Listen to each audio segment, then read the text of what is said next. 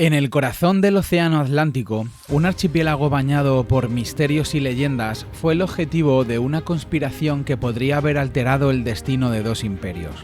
Hoy, en La Leyenda Negra, recordamos el plan secreto y casi olvidado de Estados Unidos para invadir las Islas Canarias, en un juego de sombras y poder donde la guerra y la diplomacia bailaron al compás de los tambores del siglo XIX.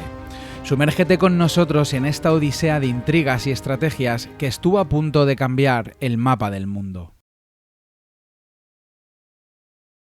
Corría el año 1895 y mientras la guerra de Cuba se intensificaba, en el despacho oval de la Casa Blanca se gestaba una audacia sin precedentes. Imagine a Theodore Roosevelt, futuro presidente, delineando un ataque no solo contra Cuba, sino también contra las estratégicas Islas Canarias, desafiando así los límites de su propia política exterior en busca de expansión y poder. Recordemos que todo este contexto se desarrolló en aparente contradicción con la doctrina Monroe de 1823, en la que el presidente James Monroe aseguró que Estados Unidos no toleraría la intervención de los países europeos en el continente americano, a la vez que prometía no inmiscuirse en ningún territorio ya establecido, como por ejemplo en los que tenía España. Este plan, concebido en el silencio de los despachos y salones de estrategia del Colegio Naval de Newport en 1896, pretendía debilitar al Imperio Español mientras organizaban la invasión de Cuba, cortando sus líneas de comunicación y atacando sus depósitos militares en La Habana y San Juan, mediante el bombardeo de las dos ciudades y el envío de refuerzos a los sublevados en las dos islas.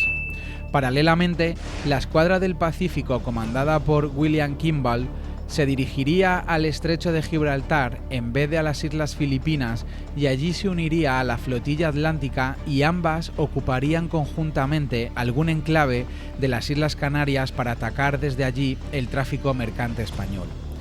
Era la primera propuesta oficial de Estados Unidos en la que se hablaba de conquistar un territorio español. La tensión con Estados Unidos ya era evidente en aquel momento. La revista Blanco y Negro recordaba en sus páginas el incidente del Virginius, un vapor americano cargado de armas y municiones para los independentistas cubanos que fue apresado por España en 1873. Pero en el bando estadounidense también había detractores de la idea.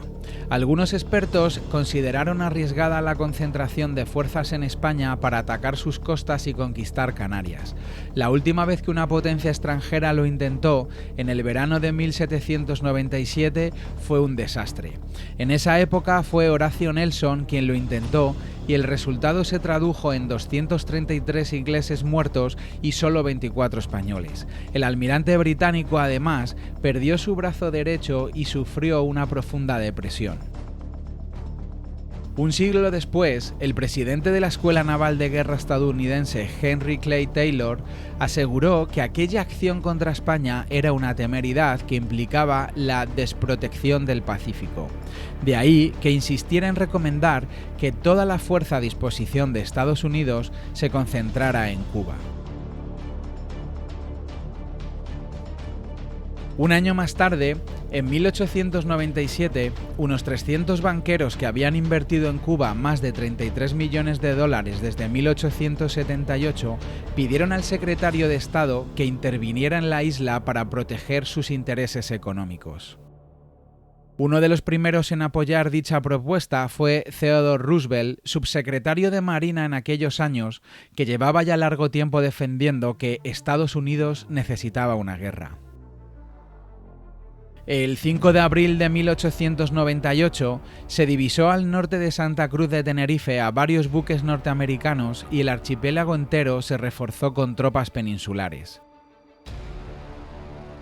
Era la primera medida tomada por las autoridades para repeler un previsible ataque por sorpresa de los americanos, del cual ya había avisado el almirante Pascual Cervera y Topete. Bajo las presentes circunstancias, la pregunta era clara: ¿ir a América o defender las costas peninsulares y las Canarias en previsión de cualquier contingencia? Pero la orden de partir hacia el Caribe por parte del ministro de la Guerra, Segismundo Bermejo, no se hizo esperar. Cervera no estaba de acuerdo con la decisión. Así se sabe, ya que antes de que las fuerzas estadounidenses le bloquearan en el puerto de Santiago de Cuba, el almirante ya había escrito al ministro calificando de desastrosa la decisión. Incluso escribió a su hermano para ponerle en aviso: «Vamos a un sacrificio tan estéril como inútil. Si en él muero, como parece seguro, cuida de mi mujer y de mis hijos». Cervera estuvo a punto de desobedecer la orden y retornar a Canarias a medio camino, convencido del peligro que implicaba dejar a España desprotegida ante el posible ataque por mar de Estados Unidos. Llegó la noticia del inicio de la guerra y Bermejo, sin embargo, insistió en su orden de que se dirigiera a América de inmediato, asegurándole que el archipiélago estaba completamente seguro. El resultado ya lo conocemos. España sumó 332 muertos y 197 heridos, mientras que Estados Unidos solo una víctima mortal y unos pocos heridos. Aquella derrota, junto a la sufrida en Cavite, Filipinas, puso a España en una situación de gran tensión frente al peligro de que sufriera el mencionado ataque en sus costas.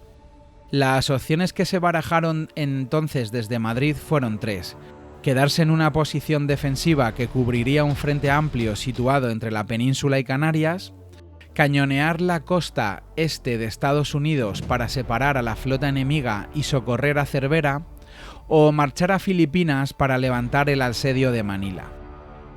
En Canarias parecían convencidos de que los norteamericanos no se atreverían a invadir una isla tan alejada de sus bases sin consumar antes la conquista de Cuba. Aún así, enviaron tropas de refuerzo desde Madrid y el capitán general del archipiélago declaró vigente el estado de guerra en su región, suspendiendo las garantías constitucionales. Finalmente, el presidente William McKinley dio a conocer en julio su decisión de no desembarcar en Canarias ni aprovechar las islas como base de operaciones contra la península. Times seguía manteniendo su hipótesis de que España perdería el archipiélago si no aceptaba las condiciones de Estados Unidos en la Conferencia de Paz de París. En julio, de hecho, el presidente español Práxedes Mateo Sagasta justificó la capitulación porque no solo Canarias, sino también las Islas Baleares y la península estaban en peligro. Gracias por acompañarnos en este viaje a través de la historia de España. Continuaremos explorando los vastos ecos del pasado español en nuestras próximas ediciones.